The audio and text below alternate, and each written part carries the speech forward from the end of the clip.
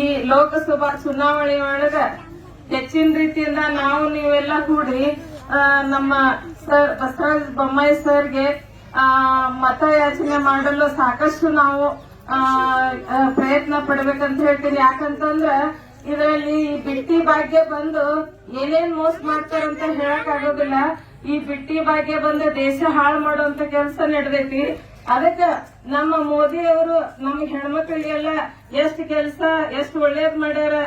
ಆಮೇಲೆ ಉಜ್ವಲ ಯೋಜನೆ ಆಗ್ಲಿ, ಆಮೇಲೆ ರೈತರಿಗೆ ಅನುದಾನ ಆಗ್ಲಿ, ಎಲ್ಲದನ್ನು ಸರ್ಜಿಕಲ್ ಸ್ಟ್ರೈಕ್ ಆಗ್ಲಿ, ಎಲ್ಲಾ ಒಂದಲ್ಲ ಹಲವಾರು ರೀತಿಯ ಕೆಲಸಗಳನ್ನು ನಮ್ಮ ಮೋದಿ ಅವರು ಮಾಡಿದ್ದಾರೆ.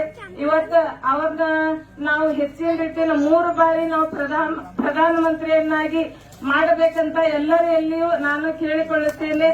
ಇವತ್ತು ಬಹುಮತದಿಂದ ನಮ್ಮ ಬಸವರಾಜ ಬೊಮ್ಮಾಯಿ ಸರ್ ಬರ್ತಾರಂತ ನನಗೆ 100ಕ್ಕೆ 100 ಭರವಸೆಯನ್ನ ಕೊಡುತ್ತೇನೆ.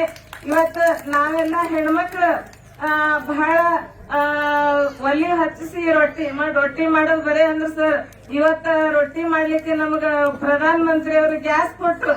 ಯಾಕಂತಂದ್ರ ಅವರು ಹೆಣ್ಮಕ್ಳಿಗೆ ಎಷ್ಟು ಕರುಣೆ ಅದಾರಂತಂದ್ರ ಅವರ ಪ್ರೀತಿ ವಾತ್ಸಲ್ಯ ಹೆಣ್ಮಕ್ಳ ಮೇಲೆ ಬಹಳ. ಇವತ್ತು ಅವರು ಉಜ್ವಲ ಯೋಜನೆ ಆಗ್ಲಿ, ಸಾಕಷ್ಟು ಜನ್ಧನ್ ಯೋಜನೆ ಆಗ್ಲಿ, ಮಹಿಳೆಯರಿಗೆ ಸಾಕಷ್ಟು ಸವಲತ್ತು ಕೊಟ್ಟಾರ. ಎಲ್ಲರೂ ರೈತರಿಗಂತೂ ಬಹಳ ರೈತರ ಬೆನ್ನೆಲುಬು ಅಂತ ಹೇಳಿ ಕಾಂಗ್ರೆಸ್ನವರು ರೈತರ ಬೆನ್ನೆಲುಬನ್ನ ಮುರಿದ್ರ ಹೊರತು ರೈತರನ್ನ ಉದ್ಧಾರ ಮಾಡ್ಲಿಲ್ಲ. ಇವತ್ತ ನಮ್ಮ ಮೋದಿಜಿ ಅವ್ರು ಬಂದ ಮೇಲೆ ಪ್ರತಿಯೊಂದು ಮನೆಯಲ್ಲೂ ರೈತರ ಅನುದಾನ ತಗೊಂತಿದ್ದಾರ. ಅದು ಎಲ್ಲರಿಗೂ ಗೊತ್ತೈತಿ. ಇದೊಂದು ಬಾರಿ ಎಲ್ಲರೂ ಹೆಚ್ಚಿನ ಪ್ರಯತ್ನ ಮಾಡಿ ಮೋದಿ ಅವರನ್ನ ಆರಿಸಿ ಮೋದಿ ಅವರನ್ನು ಪ್ರಧಾನ ಮಂತ್ರಿ ಅವ್ರು ಮಾಡೋಣ. ನಮ್ಮ ಸಾಹೇಬರಿಗೆ ಹೆಚ್ಚಿನ ರೀತಿಯಿಂದ ಬಹುಮತದಿಂದ ವೋಟ್ ಹಾಕ್ಸಿ ಗೆಲ್ಲಿಸಿ ತರೋಣ ಅಂತ ಹೇಳಿ